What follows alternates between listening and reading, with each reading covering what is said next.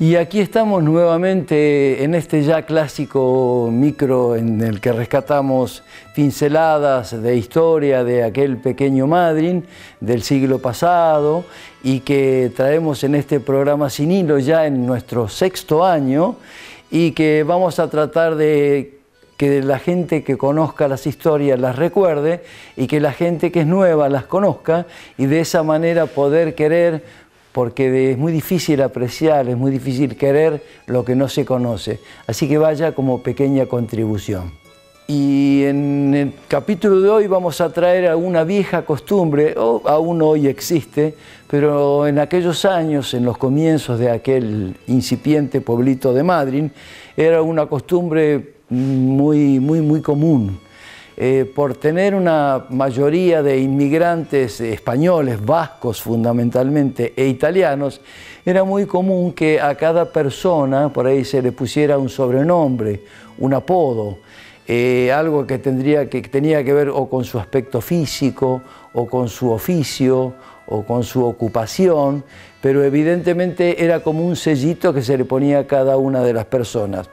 Antes que nada quiero aclarar que yo hice este programa, algo parecido, allá por el 2004 por una emisión que yo tenía un micro que se llamaba Apenas Ayer a través de LU17 Radio Golfo Nuevo, para evitar cualquier suspicacia, porque no hay otro que está en las redes sociales y que tiene algunas cosas parecidas, pero insisto, yo las registré a partir del año 2004. Y estos sobrenombres por lo general surgían en los bares, en los hoteles cuando los registraban o en pocas casas de familia cuando se encontraban. Así que entonces inmediatamente aparecía el nombre y pícaramente se le ponía un sobrenombre y era una manera de identificar a ese personaje. Recuerdo por ahí en primer lugar a una familia hoy numerosa, pero que cuando llegara el señor a hospedarse a un hotel, quien lo registra le pone el apodo de Patas Largas. Patas Largas no era nada más y nada menos que don Juan Meissen padre, es decir, el padre de don Juan Meissen Ebene, Guillermo, Pablo, Alberto, Emma. Y bueno, le pusieron Patas Largas, apodo que después se le daban sus hijos, porque esa era otra característica. En algunos casos se lo ponían al padre, lo mantenían a través de sus hijos y en algunos casos hasta sus nietos. Otro apodo muy común por aquellos años, un señor muy conocido, era el Vasco Lechero, que fue uno de los primeros tamberos que tuvo nuestro pequeño pueblito, que tenía su tambo ubicado en la segunda cuadra de la calle Sarmiento, es decir, entre la hoy 25 de mayo y Bartolomé Mitre. También surgían apodos por los oficios de las personas, no solamente por el aspecto físico. Y así una familia entera, por ejemplo, pasó a que se los llamara los de la cancha. El motivo era que el señor Vega, era su apellido, hay descendientes en Madryn que lo pueden atestiguar, tenía una cancha de pelota paleta vasca y un bar, y entonces en base a ese frontón concurrían la poca gente, no había muchos entretenimientos en Madryn y era un punto de encuentro de muchos habitantes entusiastas del deporte en aquel pequeño Madryn. Entonces la familia Vega y sus hijos e hijas eran los de la cancha.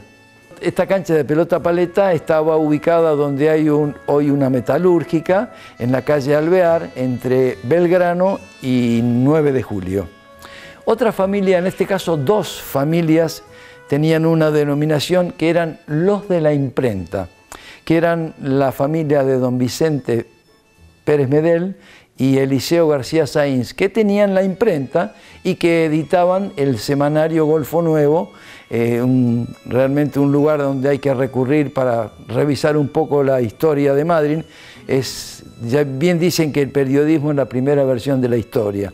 Entonces eran los de la imprenta, ya sea los descendientes de la familia García como los de la familia Pérez. Otro personaje muy particular era Caradura Suárez. Recibió este sobrenombre también en un hotel porque aparentemente era una persona que tenía poca vergüenza, era muy, lo que se dice hoy, encarador de mujeres. Entonces le pusieron inmediatamente, por la forma que trataba de conquistar a las mujeres, Caradura Suárez. Otro sobrenombre que reemplazó al apellido era Trucha. Y es más, hoy los nietos algunos le dicen Trucha. El señor se llamaba Fernández, pero evidentemente para la mayoría de aquel pequeño Madryn se trataba, para ubicarlo decían los Trucha.